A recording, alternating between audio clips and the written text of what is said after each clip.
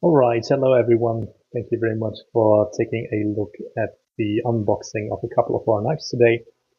We don't have them all at hand right now. We can order every knife that you like. It would just take some additional days. So just in order to give you that first impression of what our box looks like in general and what's inside, let me start with some of the knives we have here. So what you see here is the K9 packaging. The packaging in general is always the same.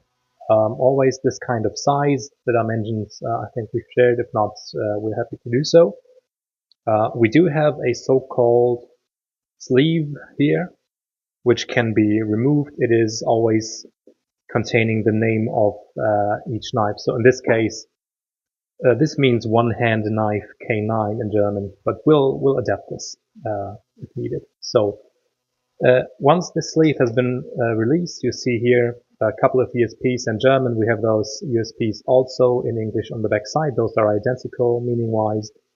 And as you can see, we have, well, economic handle 7017 MLV. This is a Chinese steel that we use for pretty much all of our knives. The belt bag is a PU pouch, which we'll see shortly. Professional fire starter. Honestly, we will likely leave this out this time because it does cause some trouble for shipping as it's considered hazmat in some cases. And the ebook, yeah, this is outside of the packaging. Address, compliance stickers, product sticker, recycling symbol. So that's basically the packaging. Then inside, you always have the knife, which is usually using the clip in order to be fixated here. So we put the clip inside so that it doesn't fly around in there. Now what do we have? This is the K9 knife.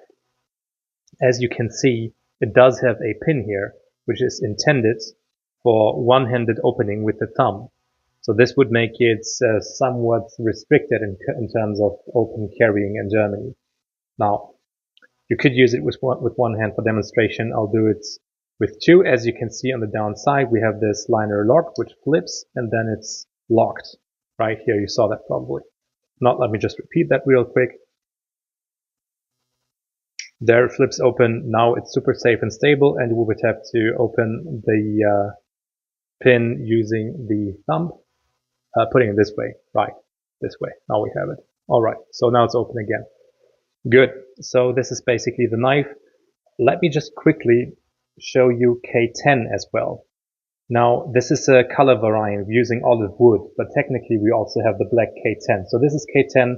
As you can see, it does not have this thumb here, this thumb pin. Apart, it's pretty much identical. One thing is different. It's a bit hard to show. This opens very easily if I try to pull it open. Hardly any resistance. Why? Because it is a one-hand knife. K9, the uneven numbers always indicate one-hand opening knives. It's easy to open it with one hand as it's intended.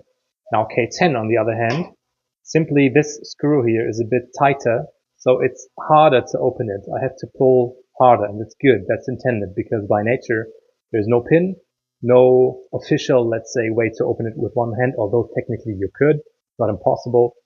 But for legal reasons, we have to make this a bit harder to open, and then same mechanism on the bottom. All right. So as you can see, we have the brand logo always in the same position. We have this inscript 7017 Stahl, which means steel, at this plate, so that people know right away which kind of steel it is. But let's get back to the unboxing. K9 knife. What happens next? We have in here recycling paper. This is basically pretty simple, as you can see. An inlay made of recycling paper. It has some inscript here saying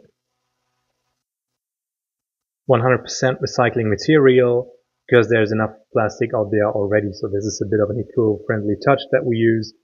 It's written in German beneath the 100% recycling material, but apart, pretty simple inlay.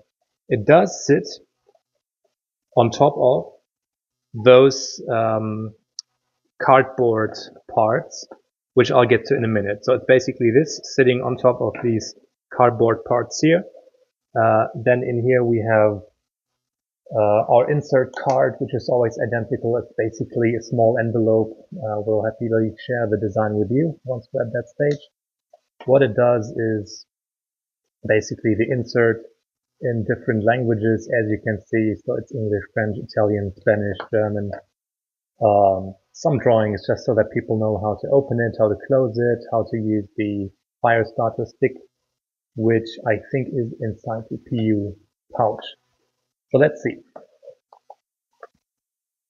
This is the PU pouch, quite well made actually.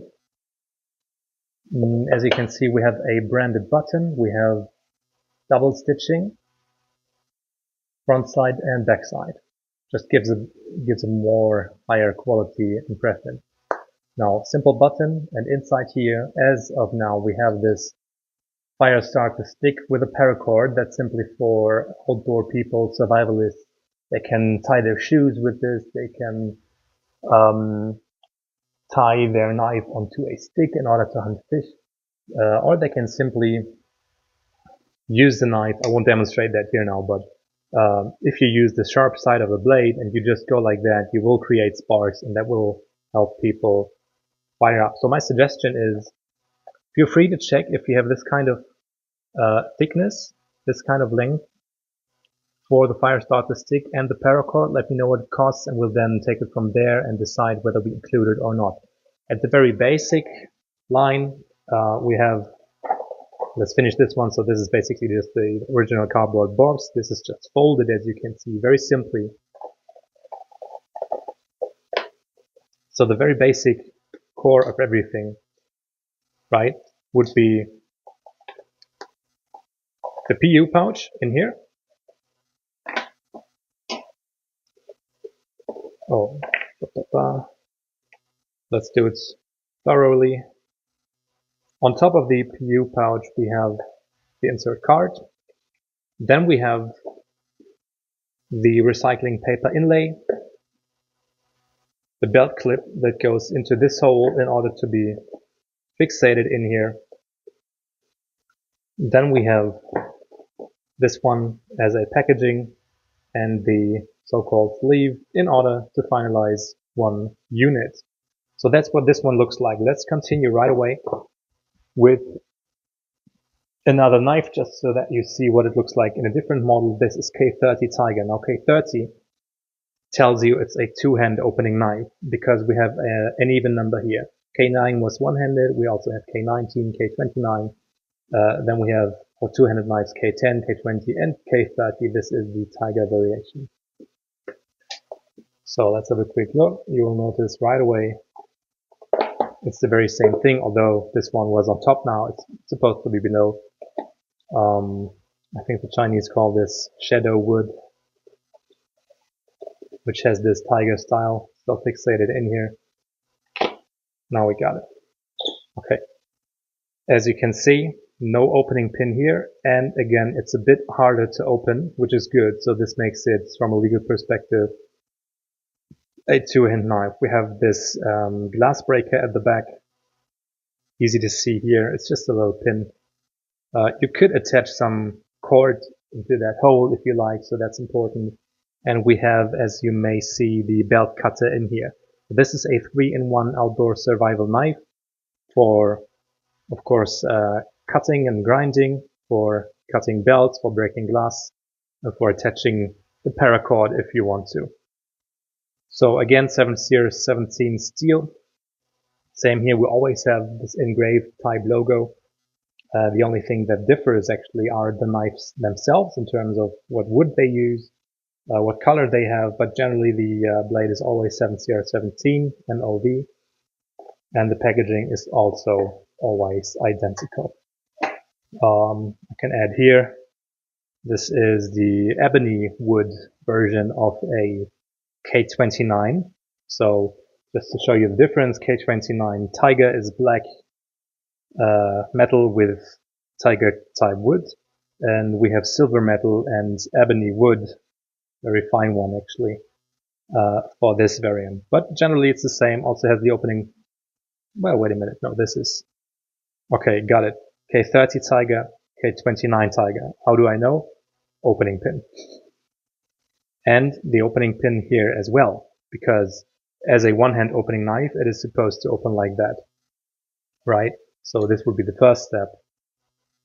Or you could start by opening here, which we don't do right now. By the way, just to compare, K10 does not have this here. K9 does also not have this opening pin that looks out here, but